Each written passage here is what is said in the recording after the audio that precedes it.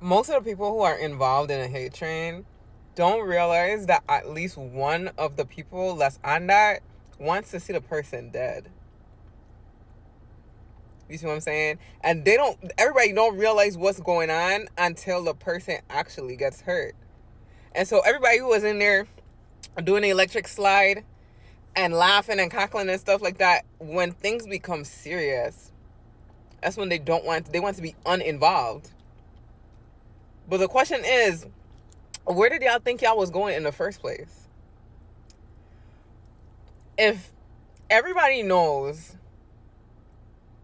like if everybody doesn't like a person and the person doesn't know, except for y'all, like y'all the only people who know, what do you think the end goal is? Help me understand.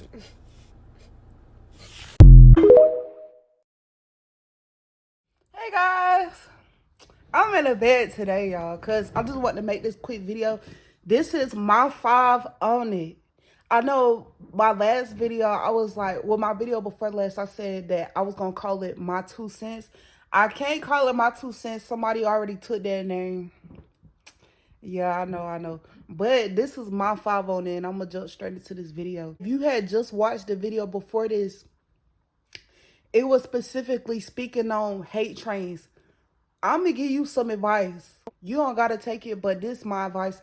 I don't trust no body that will run a hate train or a smear campaign. I don't trust no one who would do something like that. And the reason why is because back when I was younger, I done had people play in my face. I done had people like do mean stuff to me and I never retaliated. I done had people do sneaky stuff to me, and to this day they still think I don't know, but I obviously know. And I have never felt the need to go and spread hate on that person or people. I have never felt the need to go and like just go around a whole bunch of people and talk bad about them. Let me explain what a hate train is as well. To me, because I haven't Googled this, I'm going to put the actual definition on the screen. But for me, a hate train is someone who possibly falls out with another person, and one or both parties will go to any and everyone who will listen, friends, family members, classmates, co-workers, and they would just talk bad about the person or people that they may have fell out with. That's why I don't trust people who do stuff like that, because I done had people genuinely wrong me, y'all. Genuinely wrong me, and I have never felt the need to go do nothing like that. If anything, if a situation will go down between me and another person that I may have been cool or close with, it takes me a minute to even talk about it. Like, even if I talk to somebody that I'm close to about it, it will be like one person and it takes me a minute to do so. And then when I tell my story, I don't just fully slander the person. Y'all can even go back in my story times. Some of my story times when I'm talking about how people may have wronged me, I would even speak on how I was wrong. I would even speak on how um I myself could have been better in the situation, but people who do smear campaigns or hate trains or like try to, because I feel like people try to do stuff like this, but a lot of times it does not stick. Like if someone is doing it towards someone that did not wrong them, like I said, a lot of times the gossip, the slander, the hate train does not stick.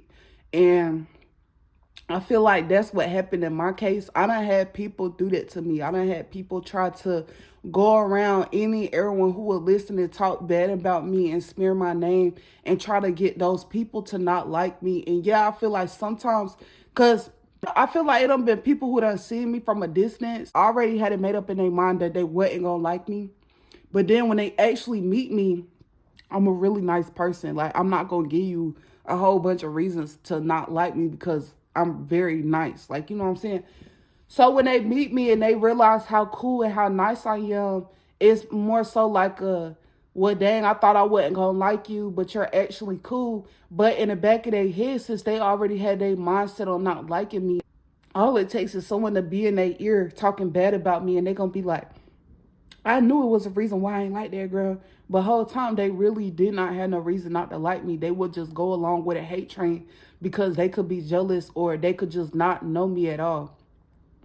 So yeah, like I don't trust people who do stuff like that because a lot of times, like narcissistic people do stuff like that. Like I'm gonna give you an example, like my family. When my mama, y'all, when my mama had kicked me out, I think the second time or the first time, I don't remember. My uncle was calling my phone, right, acting like he was trying to help me. He told me to get on the phone with my other aunts and uncles and call them and ask for help. They did not want to help me. The first person I called was my aunt. While I was talking to my aunt, telling her like what was going on, she actually had got on the phone and called my mom. Do y'all know that my mom lied on me, bro? And it's crazy because she used to call me a liar all the time growing up. And I could have been a liar growing up, but I don't care. That was protection. When you grow up with parents that are liars and manipulators, sometimes the only way to keep yourself safe is to do what they do to you, lie and manipulate. Shoot, you can't tell a crazy person the truth all the time because you could tell them something and they genuinely just not be able to handle it.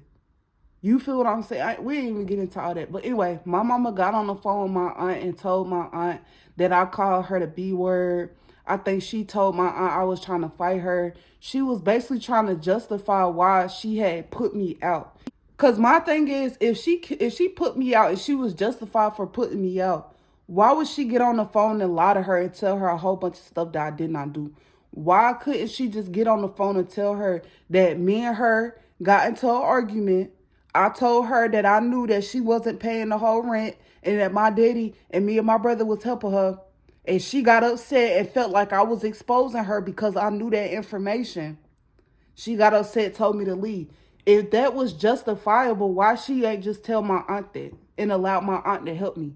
Cause she ain't want nobody to help me, y'all. My family, I kid you not. Like when my mom put me out, especially like my dad, but when my mom put me out for the last time, I felt like her and my brother, and I could be wrong, I feel like her and my brother did not want to see me get back on my feet. When I called my mama and told her I got my first apartment, y'all, and I was like, Mom, can I get some of the furniture? She told me to get this old dirty couch that me and my brother grew up with doing backflips on. Like, she had all this other furniture in the house, like in my dad's house, that she wasn't even living in no more. Went and furnished a whole new apartment, and my mama still did not want to let me get a decent couch because she was mad, y'all. She felt powerless in that situation. My mama really was like, she wanted power over me so bad that even if it was something that she felt like would lead to my demise, something like being homeless. Y'all know what happens to people that are homeless? They get raped, they get beat up, all types of stuff happens to them. I went to stay in a shelter twice after that. You feel what I'm saying? But a lot of bad stuff happens to people who don't have stable living, especially women. Women specifically. A man may be a little safer sleeping on a park bench, but me as a woman sleeping on a park bench in the middle of the night, somebody could attack me. So it's like I genuinely felt like when my mom put me out, she felt like I wasn't gonna be able to get on my own 2 feet. I wasn't gonna be able to ever get me no crib. And I thought that was funny because as my mama, that means you did not properly teach me how to be independent and how to get my own place if you put me out not expecting me to get no crib. My mama thought I was gonna keep coming back to her, keep begging her. Like I wasn't like, why would I keep begging someone who is my mother and she not even acting like my mother? Like she not even showing up for me like my mom. And you think by that, like over time I just started seeing my mama as somebody, like as any other person on the street, because the way my mama was treating me, that's how anybody else on the street would treat me. My own mama, my own family tried to do a smear campaign against me, tried to go around talking bad about me. And it was because they went around in the beginning talking bad about me, talking about me like I was a bum, talking about me like I was a dog, saying I wasn't going to amount to nothing. I know it was people who said like, oh, if I wasn't living with my mama, then I was just going to be homeless or I wasn't going to have my own crib. I ended up getting my own crib. They turned around and said I was going to get evicted. And I guess my mom thought when I got evicted, I was going to come back to her. I ended up getting evicted, still didn't go back to her. Now I'm in my own place again, never going to get evicted again. I don't even got to pay no bills, so I know I ain't going to get evicted. Y'all, like, they going to watch, they going to have something else to say. Oh, she lying. That apartment ain't in her name. The apartment really in my name. Like, I'm saying, like, that's what I'm telling you. Like, people who do stuff like smear campaigns, a lot of times they never had no good intentions. Because the person that is genuine, the person that was genuine the whole time, genuine cared about that person, they're not going to feel the need to have to go around and smear lies and gossip and all kinds of stuff. Like, y'all, I feel like with this one person, do y'all know this person lied on me so bad? This person lied on me so bad that they went around and told people that the stuff they did to me, I did to them. That's how bad they lied on me. And to this day, I never addressed it for real. I guess you could say this is my first time addressing it, but it's over with now. Like, it's no type of, like, no smear campaign, no hate train will prosper against me because I have a whole platform. So even if you go and tell people, oh, I did this or I did that and I said this about them and even if you go around to people you lie on me, eventually they might see me pop up on their TikTok. I be going viral on TikTok. Matter of fact, y'all follow me. I had just reached, I think, 90K on a video. So shout out to my supporters. Eventually they're gonna find my content. And when they find my content, they're gonna realize, like, whoa, this ain't adding up. This person said that she was like this, but she actually like this.